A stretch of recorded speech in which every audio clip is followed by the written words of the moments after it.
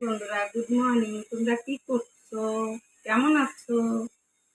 ভালো আছো নিশ্চয়ই। আমি আজকে এই কাটা বাছা করতে এসেছি সকালবেলা ঘুম থেকে উঠে। এই যে দেখো, কেটে নিলাম ওল আর আলু। আর মনে মনে ভাবলাম যে আজকে একটুখানি দেখি, ব্লগ করি, কাটা নিয়ে ব্লগ করি। তাই জন্য এখন কাটবো আমি লাউ। এই যে লাউটা কাটবো, বসে বসে লাউটা কাটবো।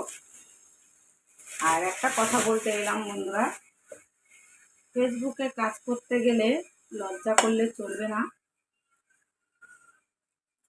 লজ্জা করলে একদমই চলবে না, তাহলে ফেসবুকে কাজ করতে পারবে না। 5টা জিনিস নিয়ম মেনে চলতে হবে। লজ্জা শরম 3 কুল থাকলে তাহলে আর ফেসবুকে কাজ করতে পারবে না। তোমরা ফেসবুকে কাজ করতে গেলে লজ্জাকে তোমার সাইডে রাখতে হবে,